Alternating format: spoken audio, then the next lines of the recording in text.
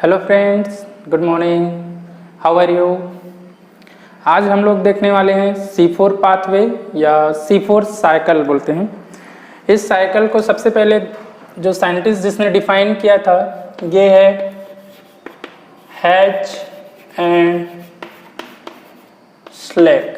तो इनके नाम के बेसिस पर इस पाथवे को C4 पाथवे को हम हैच एंड स्लेक साइकिल भी बोलते हैं। चूँकि इसमें फर्स्ट प्रोडक्ट जो होता है, फर्स्ट प्रोडक्ट जो होगा ये क्या होता है, 4 कार्बन कंपाउंड होता है, इसलिए इसको हम क्या बोलते हैं, C4 साइकिल भी बोलते हैं फर्स्ट प्रोडक्ट के बेसिस पर। अगर हम बात कर रहे हैं इसमें फर्स्ट प्रोडक्ट की, तो जो फर्स्ट प्रोडक्ट होता है ये एक्चुअल में क्या होगा, OAA होता है। OAA मतलब इसका हम बात करें पूरा नाम की, तो पूरा नाम है इसमें ऑक्जेलो एसिटिक एसिड होता है। तो इसके नाम के बेसिस पर इसको हम क्या बोलते हैं, इसके फर्स्ट प्रोडक्ट जो है OAA या इसका पूरा नाम हम बात करते हैं ऑक्जेलो एसिटिक एसिड होता है। क्योंकि ऑक्जेलो एसिटिक एसिड में क्या होता है, 2 कार्बोक्सिलिक अम्ल होता है, COOH जो ग्रुप होता है ये 2 होता है, इसलिए इसको हम एक और नाम से वर्ड यूज करते हैं इसके लिए, di carboxylic acid cycle word भी यूज करते हैं। क्लियर है? C4 साइकिल के लिए एक और वर्ड यूज करते हैं, डाई कार्बोक्सिलिक एसिड साइकिल। क्यों यूज करते हैं? क्योंकि इसका जो फर्स्ट प्रोडक्ट होता है ऑक्जेलो एसिटिक एसिड, इसमें जो एसिड ग्रुप होता है COOH ग्रुप होता है वो 2 होता है, तो 2 को बेसिस पर हम इसको क्या बोल रहे हैं, di carboxylic acid cycle word भी यूज करते हैं। अगर हम बात करते हैं C4 साइकिल की, तो C4 साइकिल जो रहता है इसके लिए हम कुछ फीचर्स की बात करते हैं। तो प्लांट जिनमें ये क्या होता है, C4 पाथवे होता है, इसके लिए हम वर्ड यूज करते हैं C4 प्लांट वर्ड यूज करते हैं। क्या यूज करते हैं, C4 प्लांट। तो हम बात कर रहे हैं कुछ बेसिक फीचर्स की C4 प्लांट्स में जो पाए जाते हैं। सबसे पहले तो हम बात करते हैं इनकी टेम्परेचर की। तो C4 प्लांट जो रहता है इसके लिए टेम्परेचर जो रहता है वो क्या होता है, C3 की तुलना में ज़्यादा होता है। लगभग इसकी टेम्परेचर की अगर हम बात करते हैं तो 30 to 35 डिग्री सेल्सियस होता है। क्लियर है? सेकेंड चीज़ें हम बात करते हैं इसमें प्लांट्स की जिनमें ये पाया जाता है। तो प्लांट्स जो होता है ये दोनों तरह की प्लांट्स में हो सकता है, मोनोकॉट भी हो सकता है एंड डाइकॉट भी हो सकता है, दोनों तरह की प्लांट में ये पाया जाता है। जैसे हम कुछ प्लांट्स की एग्जाम्पल की बात करें तो एग्जाम्पल के लिए बहुत सिंपल एग्जाम्पल बता सकते हैं। जैसे हम बात करें इसके एग्जाम्पल्स के लिए एक ट्रिक, जो प्लांट्स जिनमें C4 पाया जाता है, तो इसके लिए सिंपल आप लोगों को याद रखना है, मैप्स याद रखना है। ठीक है? मैप्स में हम बात कर रहे हैं, ये एग्जाम्पल के लिए है। M फॉर हम बात कर रहे हैं इसमें जो रहेगा ये मेज के लिए है, मेज जो हम बात कर रहे हैं जिनमें ये पाया जाता है C4 साइकिल। मेज के बाद हम बात कर रहे हैं प्लांट का जो नाम है एमरेंथस, इसमें पाया जाता है। और P मतलब हम बात कर रहे हैं पेनिसिटम की, और S मतलब हम बात करते हैं इसमें आता है शुगर केन, या एंड करके और भी बता सकते हैं जो सोरगम होता है ये इसमें भी पाया जाता है। ठीक है? तो ये कुछ एग्जाम्पल है जो C4 साइकिल जिनमें पाया जाता है। बहुत ही सिंपल अगर बात करें तो 2-3 मेन स्पेशल जो प्लांट्स है जिससे रिलेटेड क्वेश्चन आता है, जैसे एक शुगर केन की बात कर रहे हैं और दूसरा मेज की, ये 2 मेन इंपॉर्टेंट है। इसके अलावा एमरेंथस हो गया, पेनिसिटम हो गया, सोरगम हो गया, ये इस तरह के कुछ एग्जाम्पल जो है जिनमें C4 साइकिल पाया जाता है वो याद रखने हैं। ठीक है? तो ये तो हो गया प्लांट से रिलेटेड पॉइंट्स की। नेक्स्ट हम बात करते हैं इनके जो स्पेशल फीचर होता है C4 प्लांट्स में। तो स्पेशल फीचर जो रहता है वो ये कि यहाँ पर क्या होता है, जो लीफ होता है, लीफ में एक स्पेशल फीचर होता है जिसके लिए हम वर्ड यूज करते हैं क्रेंज एनाटॉमी वर्ड यूज करते हैं। क्या वर्ड यूज करते हैं? क्रेंज एनाटॉमी। ये C4 प्लांट जो होते हैं इसके स्पेशल फीचर्स होते हैं। अब ये क्रेंज एनाटॉमी होता क्या है, तो अगर हम बात कर रहे हैं कि स्पेशल स्ट्रक्चर की लीफ की, तो सपोज ये हम बात कर रहे हैं एक लीफ की ट्रांसवर्स सेक्शंस की, हम बात कर रहे हैं TS ऑफ लीफ की। लीफ की अगर स्ट्रक्चर की बात कर रहे हैं तो इस लीफ की स्ट्रक्चर के बेसिस पर बात कर रहे हैं। सपोज ये इसका क्या है, अपर एपिडर्मिस वाला पार्ट है, ये इस तरह से। ये वाला जो पार्ट है ये इसका सपोज हम बात कर रहे हैं लोअर एपिडर्मिस वाला पार्ट है, ये इस तरह से। बीच वाला पार्ट जो हम बात कर देख रहे हैं ये इसका एक्चुअल में बीच वाला पार्ट क्या है, मीजोफिल का पार्ट है। तो हम मीजोफिल वाले पार्ट में सीधे वैस्कुलर बंडल की बात कर रहे हैं। सपोज यहाँ पर इसका हम क्या बना रहे हैं, वैस्कुलर बंडल वाला पार्ट बना रहे हैं। वैस्कुलर बंडल वाले पार्ट में सेंटर वाले पार्ट में सपोज ये क्या है, पीथ वाला पार्ट है। पीथ के ऊपर की ओर सपोज हम बात कर रहे हैं इस तरह से, यहाँ पर क्या है, जाइलम वाला पार्ट हम बात कर रहे हैं ऐसा। सपोज ये वाला पार्ट इसका क्या है, जाइलम का पार्ट है, ये ऐसा। और जाइलम के बाहर की ओर हम बात कर रहे हैं क्या है, इसमें फ्लोएम वाला पार्ट है। तो सपोज ये हम बात कर रहे हैं ये इस तरह से, इसके जो बाहर की ओर दिख रहा है ये वाला पार्ट हो गया फ्लोएम वाला पार्ट। ये इस तरह से कुछ पार्ट जो दिख रहा है ये क्या है, ये ऐसा फ्लोएम वाला पार्ट है। ये स्ट्रक्चर क्लियर है। अब अगर हम बात कर रहे हैं इस वैस्कुलर बंडल के चारों तरफ की, तो वैस्कुलर बंडल के बाहर की ओर कुछ क्या होता है, स्पेशल सेल्स पाए जाते हैं जो कुछ लार्ज साइज के होंगे। जैसे इस तरह से यहाँ पर क्या होता है, कुछ स्पेशल सेल्स पाया जाता है। इस सेल्स को हम बोलते हैं बंडल शीथ बोलते हैं। क्या बोलते हैं, बंडल शीथ। कुछ लार्ज सेल साइज के क्या होंगे, सेल पाया जाता है जो वैस्कुलर बंडल को क्या करता है, कवर करके रखता है, सराउंडिंग में रहता है। इसके लिए हम वर्ड यूज कर रहे हैं कौन सा, बंडल शीथ। अब बंडल शीथ के बाहर की जो सेल्स है इसको हम क्या बोल रहे हैं, मीजोफिल। तो मीजोफिल की जो सेल्स रहेगा इसके कंपेयर में कुछ छोटी सेल्स रहेगा। जैसे हम बात कर रहे हैं ये इस तरह से, सपोज ये वाला हो गया मीजोफिल सेल्स। क्लियर है। तो हम बात कर रहे हैं लेबलिंग की। ये यहाँ पर क्या है, बंडल शीथ है। और इसकी बात कर रहे हैं जो ब्लू वाला दिख रहा है बाहर की ओर, ब्लू वाला पार्ट जो है ये क्या है, मीजोफिल सेल्स है। और इसके आगे जो अंदर की ओर दिख रहा है इसके लिए हम बात कर रहे हैं वीबी। वीबी मतलब हो गया कौन सा, वैस्कुलर बंडल हो गया। वैस्कुलर बंडल मतलब संवहन ऊतक जिसमें जाइलम और फ्लोएम आता है। तो ये हम बात कर रहे हैं एक लीफ की स्ट्रक्चर। क्रेंज एनाटॉमी हम स्पेशल जो वर्ड यूज कर रहे हैं वो एक्चुअल में इसके चारों तरफ जो कवरिंग पाया जा रहा है, बंडल शीथ जो है ये इसकी बात कर रहे हैं। अगर हम बात कर रहे हैं C4 प्लांट की तो इनमें ये प्रेजेंट होता है, जबकि C3 प्लांट जो होते हैं उनमें ऐसा कोई स्पेशल स्ट्रक्चर जो है वो नहीं होता है। या फिर हम बात करें वैस्कुलर बंडल के चारों तरफ जो बंडल शीथ है ये नहीं पाया जाता है। क्लियर है। तो हम बात कर रहे हैं ये इसके नेक्स्ट फीचर्स की। जैसे हम इसमें फर्स्ट, सेकेंड, ये थर्ड लिए। नेक्स्ट हम बात करते हैं इसमें जो क्लोरोफिल होगा इसके बेसिस पर बात करते हैं। तो जो बंडल शीथ दिख रहा है और जो मेजोफिल दिख रहा है दोनों ही पार्ट में क्या होता है, क्लोरोफिल पाया जाता है। लेकिन इसमें क्लोरोफिल जो होता है दोनों में अलग अलग टाइप के होते हैं, जिसके बेसिस पर इसके क्लोरोफिल को हम बोलते हैं डाइमार्फिक वर्ड यूज करते हैं। ठीक है। तो चलिए नेक्स्ट हम बात कर रहे हैं इसके क्लोरोफिल की स्पेशल फीचर्स की, या फिर इस C4 प्लांट की जो नेक्स्ट फीचर है इसकी बात कर रहे हैं। तो हम बात कर रहे हैं इसमें फोर्थ कैरेक्टर की। फोर्थ कैरेक्टर इसमें होगा क्लोरोफिल की। क्लोरोफिल जो होता है इसमें ये कैसा होता है, डाइमार्फिक होता है। कैसा होता है, डाइमार्फिक। मतलब इसके क्या होता है, मार्फोलॉजी होता है, जो आकार होता है ये क्या होता है, दो तरह की होती है। ये क्या होता है, टू फॉर्म में पाया जाता है। कौन कौन सा, एक हम बात करते हैं इसमें क्या होता है टू फॉर्म में, एक तो होगा ग्रेनल, ग्रेनल वाला पार्ट होगा। और एक जो होता है ये कैसा होता है, ए ग्रेनल वाला होता है। ठीक है। जो ग्रेनल वाला पार्ट होता है ये एक्चुअल में हम बात करते हैं ग्रेनल किस में पाया जाता है, मीजोफिल सेल्स में पाया जाता है। ठीक है। MSC बोल रहे हैं। MSC मतलब हो गया मीजोफिल सेल्स, और BSC मतलब हम बात कर रहे हैं कौन सा हो गया, बंडल शीथ सेल हो गया। ठीक है।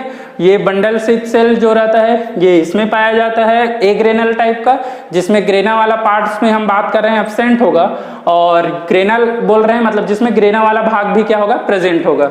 तो ये हो गया। अब अगर हम बात कर रहे हैं मीजोफिल सेल्स की, तो मीजोफिल सेल्स में और हम इसकी जो डिफरेंशिएशंस करते हैं दोनों की, तो देखिए ये तो हो गया ग्रेनल और ए ग्रेनल वाले पॉइंट्स की। हम नेक्स्ट इसके आगे क्या कर रहे हैं, दोनों में कंपैरिजंस कर रहे हैं। ठीक है। तो देखिए ग्रेनल वाला जो पार्ट है, इस ग्रेनल वाले पार्ट में क्या होता है, वाटर का फोटोलिसिस जो है, जल अपघटन, ये क्या होता है, प्रेजेंट होता है। तो H2O का हम क्या बोल रहे हैं, फोटोलिसिस यहाँ पर प्रेजेंट होगा, ठीक है। यहाँ पर H2O का क्या होता है, फोटोलिसिस होगा, ये यहाँ पर प्रेजेंट होता है, लेकिन यहाँ पर क्या होगा, एब्सेंट होगा। क्यों एब्सेंट होगा, क्योंकि हम बात कर रहे हैं फोटोलिसिस जो रहता है वो ग्रेना वाले लाइट रिएक्शन का पोर्शन है ये, तो इसके बेसिस पर ये ग्रेनल या जो मीजोफिल सेल्स होता है, यहाँ पर H2O का फोटोलिसिस होगा, लेकिन बंडल स्लिट सेल में ये नहीं होगा। नेक्स्ट पॉइंट हम बात करते हैं मीजोफिल सेल्स के अकॉर्डिंग अगर बात करें तो मीजोफिल सेल्स जो रहता है इसमें रुबिस्को एंजाइम जो रहता है ये नहीं पाया जाता है। यहाँ पर रुबिस्को जो रहेगा एब्सेंट होगा, यहाँ पर प्रेजेंट होगा। अब इसको हम रिलेट किससे कर रहे हैं, इससे H2O का फोटोलिसिस ये क्या है, लाइट रिएक्शन, लेकिन रुबिस्को एंजाइम की एक्शन कहां पर होता है, डार्क रिएक्शन में, कार्बन डाइऑक्साइड का फिक्सेशन करता है। तो चूंकि यहाँ लाइट रिएक्शन हो रहा है मतलब डार्क रिएक्शन नहीं होगा, इसका ये मतलब है यहाँ पर रुबिस्को क्या होता है, एब्सेंट होता है। अब जस्ट रिलेट कर सकते हैं, यहाँ एब्सेंट है तो यहाँ क्या होगा, प्रेजेंट होगा। इसका मतलब जब रुबिस्को एब्सेंट है तो कार्बन डाइऑक्साइड का जो फिक्सेशन है, ये फिक्सेशन भी यहाँ पर क्या होगा, एब्सेंट होगा, लेकिन यहाँ पर क्या होगा, प्रेजेंट होगा। क्लियर है। इसके बाद हम बात कर रहे हैं जब यहाँ पर रुबिस्को का क्या हो रहा है, एक मिनट, यहाँ फिक्सेशन जो है वो होगा, इसको हटा रहे हैं। रुबिस्को एंजाइम जो रहता है ये यहाँ पर प्रेजेंट नहीं है, तो इसके लिए एक दूसरा एंजाइम होता है। यहाँ पर हम बात कर रहे हैं, ये एंजाइम क्या है, पेपकेज एंजाइम है। पेपकेज का पूरा नाम है फास्फोइनाल पायरुविक कार्बोक्सिलेज एंजाइम बोलते हैं, ठीक है। तो ये जो एंजाइम है कार्बन डाइऑक्साइड फिक्सेशन में हेल्प करेगा, जो कि यहाँ पर प्रेजेंट होता है और यहाँ पर क्या होगा, एब्सेंट होगा। क्लियर है। तो ये कुछ डिफ्रेंशिएट करते हैं किसके किसके बीच, मीजोफिल सेल और बंडल स्लिट सेल में। बंडल स्लिट सेल जो रहता है यहाँ पर क्या होगा, ए ग्रेनल क्लोरोप्लास्ट होगा, मीजोफिल वाले में ग्रेनल होगा। चूंकि यहाँ ग्रेनल है इसलिए वाटर का फोटोलिसिस होगा, ऑक्सीजन इवॉल्व होगा, उत्सर्जित होगा, लेकिन यहाँ पर जल का ब्रेकडाउन नहीं होगा, ऑक्सीजन उत्सर्जित नहीं होगा। यहाँ पर क्या होता है, रुबिस्को एंजाइम पाया जाता है, लेकिन यहाँ पर रुबिस्को एंजाइम नहीं पाया जाएगा। क्लियर है। यहाँ पर रुबिस्को की जगह क्या होगा, पेपकेज एंजाइम होगा। क्लियर है। तो ये तो हो गया कुछ जनरल फीचर जो हम बात कर रहे हैं, हमको याद रखना है किससे रिलेटेड, जो मीजोफिल है और बंडल स्लिट सेल है। नेक्स्ट हम बात करते हैं जो हमारा जो मेन टॉपिक है, या फिर हम बात कर रहे हैं जो पाथवे की C4 की, ये देखते हैं। तो इसमें इसकी साइकिल हम बना रहे हैं।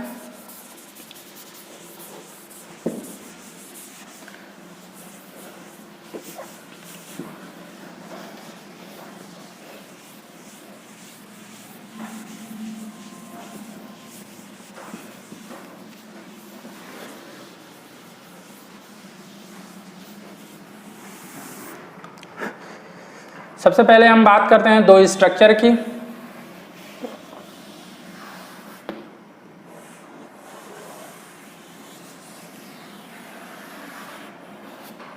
ये इस तरह से हमको एक क्या करना है, हाइपोथेटिकल स्ट्रक्चर बनाना है।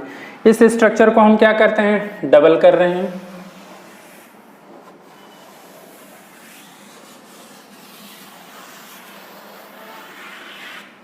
ये इस तरह से। क्लियर है। और हम बात कर रहे हैं इस स्ट्रक्चर को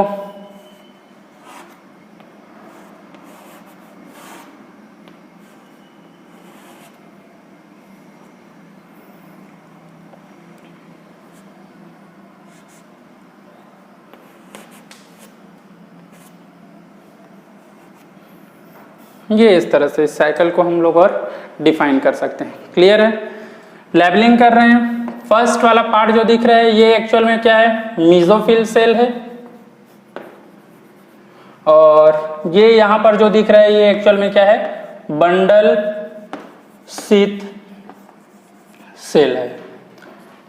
क्लियर है। सबसे पहले हम बात कर रहे हैं जो कार्बन डाइऑक्साइड का फिक्सेशन होता है वो स्टार्ट होता है मीजोफिल सेल से। तो हम बात कर रहे हैं सबसे पहले क्या होगा, मीजोफिल सेल जो रहता है ये क्या करता है, जो एटमॉस्फेरिक कार्बन डाइऑक्साइड है, इस एटमॉस्फेरिक कार्बन डाइऑक्साइड को स्टोमेटा की सहायता से क्या करता है, एब्जॉर्ब करेगा, और ये स्टोमेटा की सहायता से इसको एब्जॉर्ब करके कहां पर लाता है, मीजोफिल सेल्स में लाता है। जब मीजोफिल सेल्स में लाता है तो याद रखिएगा जो कार्बन डाइऑक्साइड रहता है वो एक्चुअल में क्या होता है, बाइकार्बोनेट HCO3 के फॉर्म में क्या होता है, स्टोमेटा, रंध्र की सहायता से वो अंदर जाएगा।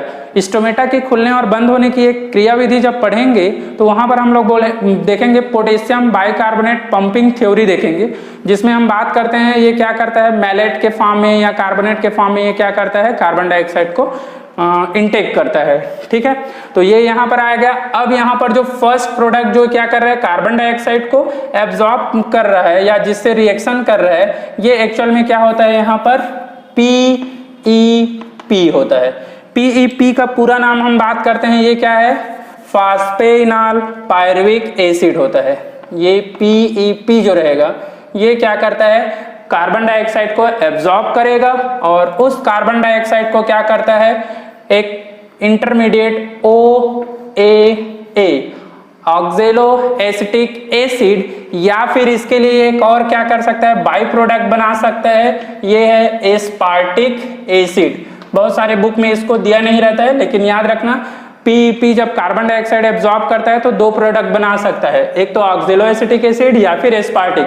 हमारा जो यूजफुल प्रोडक्ट है वो एक्चुअल में क्या है, ऑक्जेलो एसिटिक एसिड है। दोनों की बात करें तो दोनों में हम कार्बन एटम बात करते हैं। PEP जो रहता है वो एक्चुअल में 3 कार्बन एटम होता है, लेकिन ऑक्जेलो एसिटिक एसिड जो होता है वो कितना कार्बन वाला होता है, 4 कार्बन वाला होता है। ठीक है, चूंकि फर्स्ट प्रोडक्ट क्या है, 4 कार्बन वाला है, इसलिए इसको हम क्या बोलते हैं, C4 पाथवे या C4 साइकिल वर्ड यूज करते हैं। ये PEP जो रहता है, कार्बन डाइऑक्साइड को जो एब्जॉर्ब कर रहा है, इसके लिए जो यहाँ पर एंजाइम की आवश्यकता होती है, वो एंजाइम कौन सा है, वो एंजाइम यहाँ पर होता है पेपकेज होता है, PEPCASE,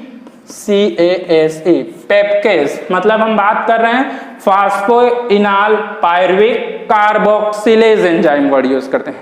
क्लियर है। अब ये जो क्या है, ऑक्जेलो एसिटिक एसिड रहता है, ये इसका क्या हो रहा है, रिडक्शन होता है। ठीक है, फर्स्ट स्टेप कार्बन डाइऑक्साइड को एब्जॉर्ब कर रहा है, इसलिए यहां पर क्या हुआ, कार्बोक्सिलेशन स्टेप हुआ। कार्बोक्सिलेशन के बाद यहां पर कौन सा स्टेप होता है, यहां हम बात कर रहे हैं इसका रिडक्शन होगा। तो रिडक्शन में क्या होता है, एक NADPH2 जो रहता है ये किस में कन्वर्ट हो जाता है, NADP+ में कन्वर्ट हो जाएगा। ठीक है, मतलब यहाँ पर ऑक्जेलो एसिटिक एसिड है, उसका क्या कर रहा है, रिडक्शन कर रहा है। तो ऑक्जेलो एसिटिक एसिड का रिडक्शन होगा तो यहाँ पर हम बात करते हैं क्या बनता है, मैलिक एसिड बनता है। क्या बनता है, मैलिक एसिड। क्लियर है। अब हम बात करते हैं ये जो मैलिक एसिड है, ये इस सेल के जो क्या होता है, सेल जंक्शन, जिसको हम बोलते हैं प्लाज्मोडेस्माटा बोल रहे हैं, इस प्लाज्मोडेस्माटा के थ्रू क्या होता है, इसका ट्रांसपोर्टेशन होगा और ट्रांसपोर्टेशन के थ्रू ये कहाँ चला जाएगा, बंडल स्थित सेल में चला जाएगा। तो हम बात करते हैं यहाँ पर ये क्या हो गया, मैलिक एसिड हो गया, जो इसका क्या हुआ, ट्रांसफर हुआ। एक्चुअल में मैलिक एसिड की जगह बहुत सारे बुक में मैलेट दिया रहता है। जैसे एसिटिक एसिड से एसीटेट बनता है, वैसे मैलिक एसिड से मैलेट बनेगा, H+ रिलीज होगा एसिड वाले पार्ट से, तो वो बहुत बड़ा चीज नहीं है। तो हम बात करें ये मैलिक एसिड यहाँ पर आया हुआ है। अब इसका क्या होता है, फिर से एक बार हम बात करते हैं यहाँ पर डीकार्बोक्सिलेशन, या फिर हम बात करते हैं यहाँ क्या होगा, वाटर मॉलिक्यूल्स रिलीज होता है, मतलब यहाँ पर ऑक्सीडेशन की प्रोसेस होता है। तो इस केस में हम बात कर रहे हैं, अब यहाँ पर क्या है, रुबिस्को एंजाइम है, रुबिस्को इसको ऑक्सीडाइज करने का काम करता है, या जो बोल सकते हैं ऑक्सीजनेट करेगा यहाँ पर। तो उस केस में यहाँ पर क्या होता है, एक मॉलिक्यूल जो रहता है CO2 और हम बात कर रहे हैं H2O, यहाँ पर क्या होता है, रिलीज होता है, जिससे ये मैलिक जो कि पहले क्या था, 4 कार्बन वाला था, ये अभी क्या है, 4 कार्बन वाला होगा, एक 3 कार्बन वाले कंपाउंड में कन्वर्ट हो जाता है। और ये 3 कार्बन वाला कंपाउंड कौन सा है, पायरुविक एसिड है, जिसमें कार्बन एटम कितना होता है, 3 होता है। क्लियर है।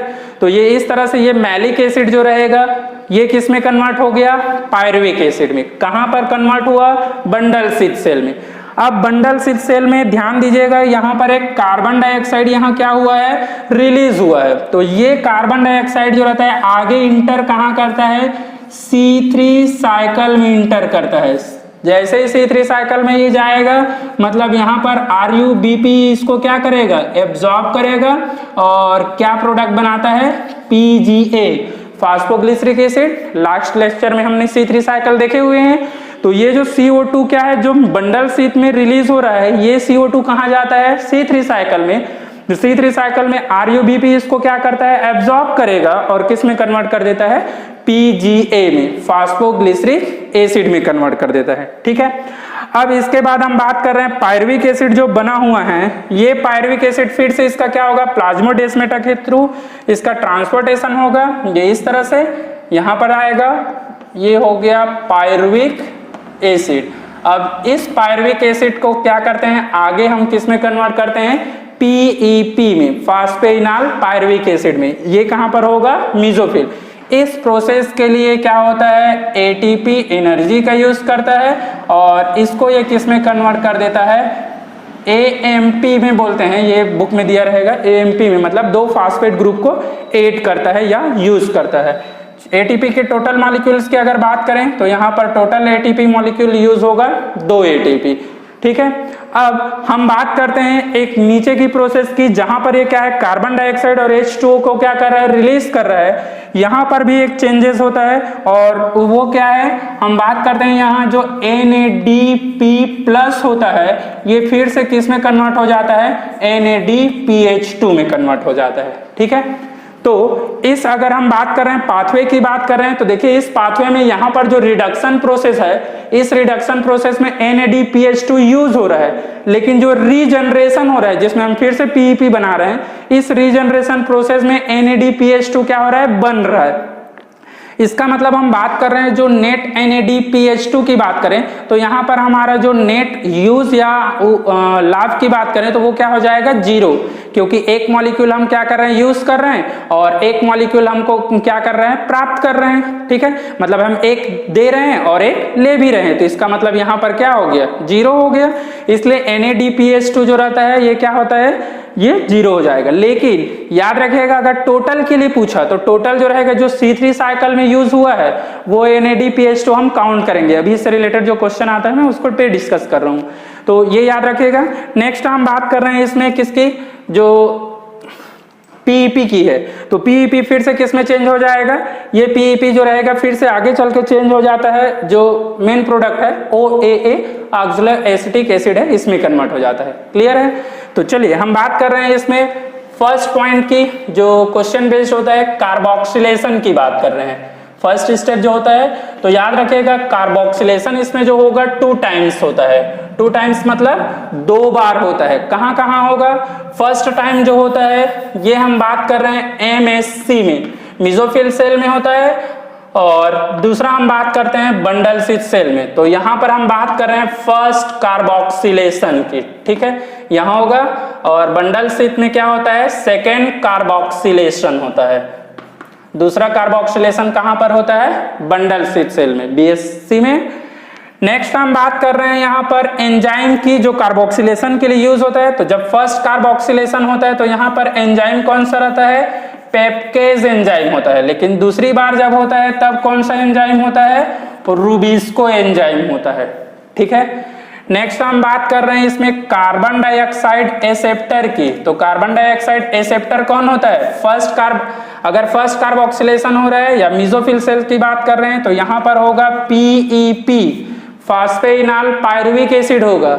लेकिन अगर हम BSC की बंडल शीथ सेल की बात कर रहे हैं तो यहाँ पर कार्बन डाइऑक्साइड जो एक्सेप्टर होता है ये एक्चुअल में कौन होता है, तो यहाँ पर होता है RuBP राइबुलोज बाइफॉस्फेट होता है। नेक्स्ट हम बात कर रहे हैं इसमें प्रोडक्ट की। तो यहाँ पर जो प्रोडक्ट बनता है ये क्या बनता है, प्रोडक्ट जो रहता है OAA बनता है, जो कि कैसा होता है, 4 कार्बन वाला होता है।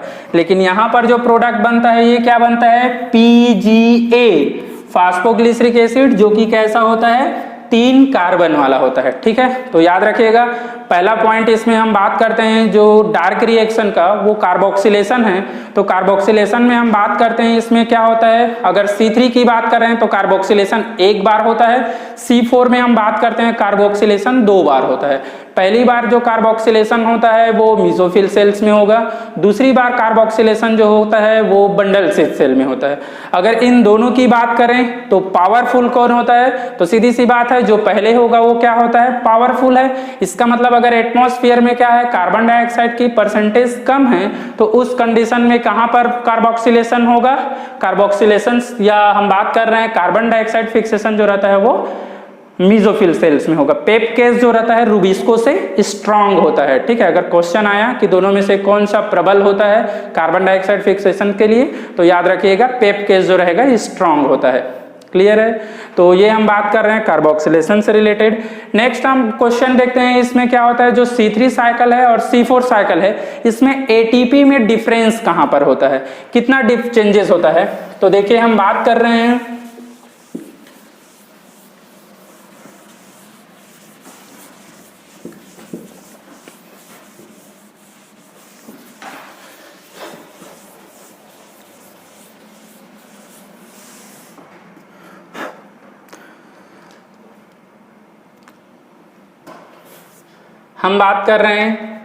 ATP एंड NADPH2 काउंट की बात कर रहे हैं। ठीक है, अगर हम ATP एंड NADPH2 काउंट की बात कर रहे हैं तो सबसे पहले हम बात करते हैं इन C3 साइकिल की। अगर C3 साइकिल की बात कर रहे हैं तो हमको पता है 1 कार्बन डाइऑक्साइड अगर फिक्सेशंस की बात कर रहे हैं तो इसमें क्या होता है, टोटल जो 12 NADPH2 and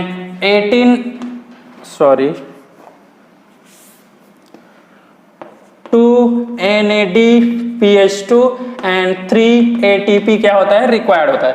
अब अगर 6 CO2 फिक्सेशन की बात कर रहे हैं तो यहां पर क्या होगा, 6 के लिए यहां पर 12 NADPH2 और 18 ATP क्या होता है, रिक्वायर्ड होता है। ये C3 साइकिल में हमने पहले पढ़ चुके हैं। अब इसी के बेसिस पर अगर हम बात कर रहे हैं इन C4 साइकिल, तो C4 साइकिल में हम बात करते हैं मेसोफिल सेल जो रहता है, यहाँ पर एक NADH2 यूज होता है और एक NAD क्या हो जाता है, ये फिर से प्रोड्यूस हो जाता है। इसका मतलब हम बात कर रहे हैं NADPH2 में कोई चेंजेस होगा क्या, नहीं होगा। तो यहाँ पर अगर हम एक कार्बन डाइऑक्साइड फिक्सेशन की बात कर रहे हैं तो टोटल जो NADPH2 जो पहले यूज होता था वही होगा NADPH2। अब इसमें दो मैं क्यों लिखा हूं, जब हम एक यूज कर रहे हैं और एक प्रोड्यूस हो जा रहा है। अगर C4 साइकिल हम बात करते हैं तो वहां पर मेसोफिल और बंडल स्थित दोनों को एक साथ काउंट करते हैं और हमको पता है बंडल स्थित सेल में वहां पर C4 के साथ साथ C3 भी ऑपरेट हो रहा है। तो जो C3 का ऑपरेट हो रहा है उसका जो लग रहा है या जो डिमांड है वो तो यूज होगा ही, और अगर एक्स्ट्रा जो लग रहा है उसको हम क्या करते हैं, अलग से काउंट करते हैं। क्लियर है, तो हम यहाँ पर जो NADPH2 है ये इसी का लिख रहे हैं क्योंकि एक्स्ट्रा NADPH2 आवश्यक नहीं था। अब हम बात करते हैं ATP की, तो यहाँ पर टोटल एक कार्बन डाइऑक्साइड के लिए C4 साइकिल की अगर बात करते हैं तो कितना ATP रिक्वायर्ड होता है, 5 ATP। 5 ATP मतलब याद करो जब मैं पायरुविक एसिड को PEP में फिर से चेंज कर रहा था, ठीक है, जब रीजनरेशन प्रोसेस में आ रहे थे तो वहां पर मैंने बताया कि पायरुविक एसिड जब PEP में चेंज होता है तो 2 ATP की रिक्वायर्ड होती है वहां पर। मतलब यहाँ 2 ATP क्या है, एक्स्ट्रा लग रहा है। तो पहले कितना ATP लग रहा था, 3, 2 एक्स्ट्रा लगा, इसका मतलब 3 और 2 क्या हो गया, 5 ATP हो गया। क्लियर है, तो ये तो हो गया 1 कार्बन डाइऑक्साइड के लिए। अगर मैं पूछ रहा हूं 6 CO2 fixation, 6 carbon dioxide molecules की अगर फिक्सेशन हो रहा है तो कितने हमको NADPH2 और कितने ATP की रिक्वायर्ड होगी, तो यहाँ पर इसके अकॉर्डिंग हम क्या करेंगे, 6 से मल्टीप्लाई कर देंगे तो 12 यहाँ पर क्या हो जाएगा, NADPH2 हो जाएगा और यहाँ पर टोटल कितना हो जाएगा, 30 ATP, 30 ATP हो जाएगा। क्लियर है, तो इस क्वेश्चन को ये ऐसा भी पूछ सकते हैं, C3 साइकिल में एक कार्बन डाइऑक्साइड एक मॉलिक्यूल ग्लूकोज के फॉर्मेशंस के लिए कितनी ATP एंड NADPH2 की आवश्यकता होती है। तो एक मॉलिक्यूल ग्लूकोज बोल रहा है मतलब ये टोटल कितनी की बात कर रहा है, 6 CO2 की बात कर रहे हैं। क्लियर है, सेम क्वेश्चन अगर मैं इसमें पूछूं, एक मॉलिक्यूल ग्लूकोज के फॉर्मेशन के लिए C4 साइकिल में कुल कितने NADPH2 और कुल कितने ATP की आवश्यकता होगी। तो हम इस क्वेश्चन को कैसे सॉल्व करेंगे, इसके बेसिस पर हमको पता है एक मॉलिक्यूल ग्लूकोज बनाने के लिए हमको कितनी फिक्सेशन की जरूरत होगी, 6 मॉलिक्यूल CO2 की। अब अगर 6 मॉलिक्यूल CO2 कर रहे हैं तो हमको टोटल कितना ATP चाहिए, 30 ATP, और टोटल NADPH2 कितना चाहिए, 12 NADPH2 चाहिए। ठीक है, तो इस तरह से याद रखिएगा। अगर C3 का क्वेश्चन है तो इसके बेसिस पर, C4 का क्वेश्चन आ रहा है तो इसके बेसिस पर। एक और इंपॉर्टेंट चीज मैं बात करता हूं, वो ये कभी कभी क्वेश्चन को क्या करता है, वो ट्विस्ट करके देता है। वो क्वेश्चन ये देता है कि एक ग्लूकोज मॉलिक्यूल के सिंथेसिस के लिए C3 साइकिल और C4 साइकिल में कुल कितने ATP की अंतर होती है या डिफरेंस होती है। इसका मतलब हम ये पूछ रहे हैं कि C3 साइकिल में कितना ATP लग रहा है, C4 साइकिल में ATP कितना लग रहा है, और दोनों में अंतर कितना है। क्लियर है, तो हमको पता है C3 साइकिल में ATP हमको जो रिक्वायर्ड होती है वो कितना है, 18। C4 साइकिल में ATP कितना चाहिए, 30। तो हमको टोटल दोनों के अंतर बताएंगे, तो 30 में जब 18 घटाएंगे तो टोटल ATP कितना बच गया, 12। इसका मतलब ये है कि C4 साइकिल में 12 ATP एक्स्ट्रा या अतिरिक्त आवश्यक होती है। क्लियर है, तो ये क्वेश्चन भी याद रखिएगा, कभी कभी ये क्वेश्चन यहां से ट्विस्ट करेगा। दूसरी चीजें हम बात करते हैं, कभी कभी जो C4 साइकिल के लिए जो क्वेश्चन आता है वो एग्जाम्पल से रिलेटेड रहता है। जैसे कि मैंने बताया है जो मैप्स से रिलेटेड, मेज और शुगर केन, बहुत ज्यादा जो इंपॉर्टेंट है वो शुगर केन और मेज ही है, इसी से रिलेटेड ज्यादातर क्वेश्चन आता है। तो ये दोनों एग्जाम्पल ज्यादा याद रखिएगा। इसके बाद एमरेंथस हो गया और जो पेनिसिटम जो है, अगर ये याद कर पाओ तो बहुत अच्छी बात है, अदरवाइज 2 स्टार्टिंग के है वो जरूर करने हैं। क्लियर है, नेक्स्ट हम आगे देखने वाले हैं इसमें जो CAM है और वो फिर आगे कंटिन्यू देखेंगे। ठीक है, थैंक यू।